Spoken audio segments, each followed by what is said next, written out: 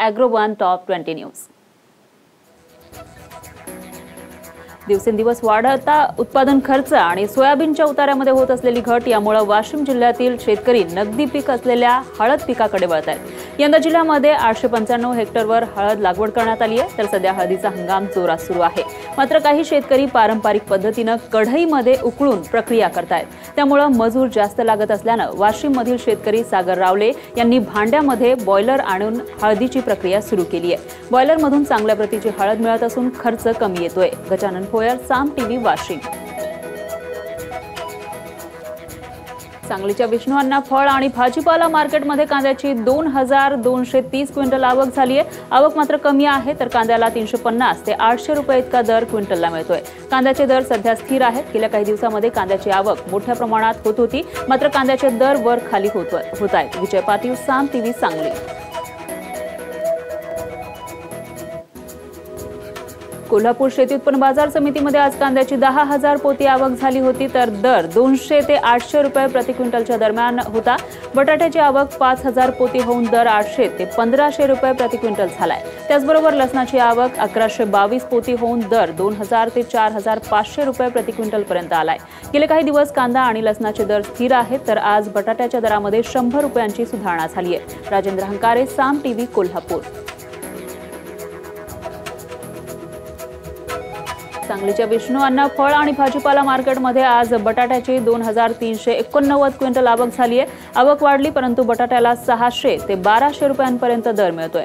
दरामध्ये 100 रुपयांनी वाढ झाली आहे, त्यामुळे शेतकऱ्यांमध्ये समाधानाचं वातावरण आहे।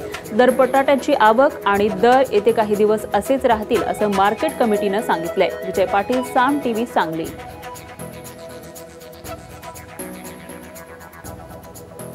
जळगाव कृषी उत्पन्न बाजार समितीमध्ये गवारीची फक्त 1 क्विंटल आवक झाली आहे। गवारीला प्रति क्विंटल 7500 रुपये दर मिळाला। गवारीची आवक जामनेर, पाचोरा भागातून होते, तर आवकेमध्ये या आठवड्यात मोठी घट झाली आहे। ब्युरो रिपोर्ट, साम टीव्ही।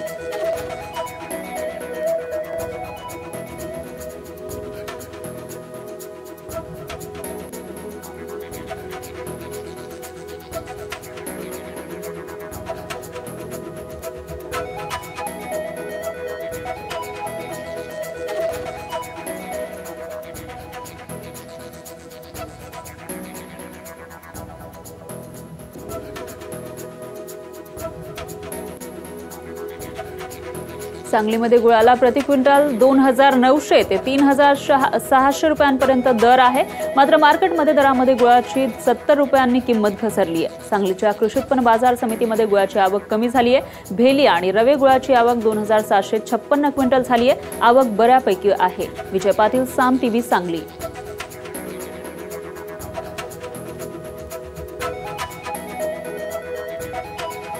केंद्राने साखरेचे विक्री मूल्य 2900 रुपयावरून 3100 रुपये केले, तर दर देखील साखर उद्योगासमोर अडचणी काही कमी होताना दिसत नाहीये आणि त्यामुळे यंदाचा हंगाम अंतिम टप्प्यात आला असला तरी उत्पादित केलेल्या साखरेचा उठावच होत नाही आणि त्यामुळे कारखानदारांची चिंता वाढली आहे। एकीकडे साखरेची विक्री होत नसल्याची स्थिती आहे, तर दुसरीकडे बँकांकडून घेतलेल्या कर्जाचे व्याज फेडावं लागत असल्याने कारखानदारांची दमछाक होतीये। राजेंद्र हंकारे, साम टीव्ही, कोल्हापूर।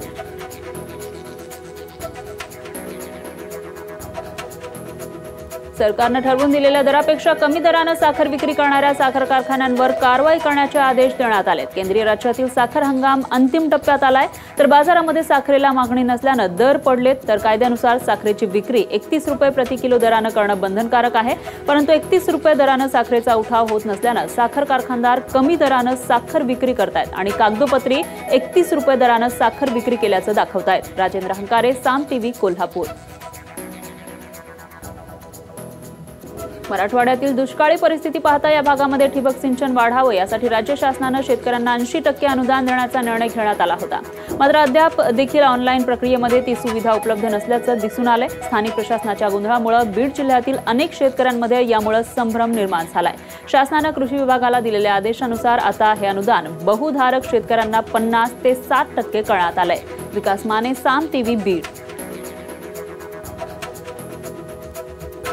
परभणी जिल्ह्यासह जालना जिल्ह्यातील निम्न दुधना प्रकल्प 6 वर्षांनंतर मृत साठ्यामध्ये गेलाय। त्यामुळे आगामी काळामध्ये पाणी पिण्याची चिंता वाढणार आहे। तर सद्यस्थितीत प्रकल्पामध्ये केवळ 98 दशलक्ष घनमीटर पाणीसाठा आहे आणि गेल्या 4 महिन्यापूर्वी धरणामध्ये 45% पाणीसाठा होता। मात्र बेसुमार पाणी उपसा झाल्यामुळे पाणीसाठा कमी झालाय, त्यामुळे पिण्याच्या पाण्याचा प्रश्न निर्माण झालाय। राजेश काटकर, साम टीव्ही, परभणी। परभणी जिल्ह्यातील गोदावरी पात्रातील मूळ बंधाऱ्याच्या क्षतिग्रस्त झालेल्या स्वयंचलित दरवाजाचा प्रश्न प्रलंबित आहे। मात्र बंधाऱ्यांना स्वयंचलित दरवाजे बसवावेत यासाठी तालुकावासियांनी मागणी केलेली आहे। पाटबंधारा विभागानं लक्ष न दिल्यामुळे दरवर्षी यातून पाणी वाहून जातं आणि त्यामुळे बंधारा कोरडा पडतो, त्यामुळे पाणी पिण्याचा आणि सिंचनाचा प्रश्न निर्माण झालाय। राजेश काटकर, साम टीव्ही, परभणी।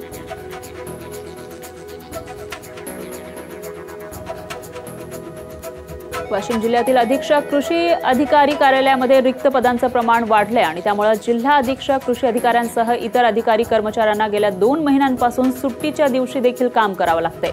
शिवाय कृषी विभागाच्या योजना राबवण्यात यामुळे प्रचंड अडचणी येत आहेत, त्यामुळे शासनानं रिक्त असलेल्या जागा लवकरात लवकर भराव्यात अशी मागणी होतीये। गजानन भोयर, साम टीव्ही, वाशिम। कोल्हापूर शेती उत्पन्न बाजार समितीमध्ये आज गुळाचा दर 4300 रुपये प्रति क्विंटल झालाय। 1 नंबर प्रतीचा गुळ 4005 ते 4300 रुपये झालेला आहे। 2 नंबर प्रतीच्या गुळाचा दर 3750 ते 400 रुपये झालाय। आज गुळाचा किमान दर 3200 रुपयांपर्यंत राहिला। यंदाच्या हंगामामध्ये गुळाचा किमान दर 2800 रुपये होता, परंतु हंगाम संपत आल्यामुळे आणि गुळाची आवक घटल्यानं ही दरवाढ झाल्याचं सांगण्यात येतंय। राजेंद्र हंकारे, साम टीव्ही, कोल्हापूर।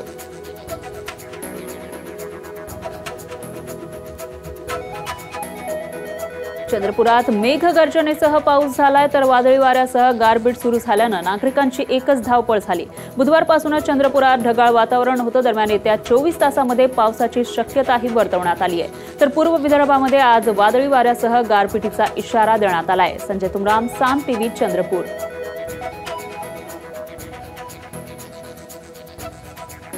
नांदेडच्या किनवटमध्ये अवकाळी पावसामुळे मोठं नुकसान झालंय। किनवट तालुक्यामध्ये गुरुवारी मोठ्या प्रमाणावर वादळी वाऱ्यासह अवकाळी पाऊस आणि गारपीट झाली। गारपिटीमुळे गहू, ज्वारी, हरभरा, तूर, हळद, कापूस ही पिकं आडवी पडली, तर फळबागांचं देखील मोठं नुकसान झालंय। संतोष जोशी, साम टीव्ही, नांदेड। राज्यामध्ये उन्हाचा कडाका वाढलाय। मराठवाडा, विदर्भ आणि मध्य महाराष्ट्रामध्ये किमान तापमानात वाढ झाली आहे। सामान्यपणे होळीनंतर उन्हाळ्याला सुरुवात होत असते, मात्र मागील काही दिवसांपासूनच नागरिकांना उन्हाचे चटके बसू लागले। तर पुढील 2 दिवस कोकण, मराठवाडा आणि विदर्भामध्ये पाऊस पडेल असा अंदाज हवामान विभागानं वर्तवलाय। ब्युरो रिपोर्ट, साम टीव्ही।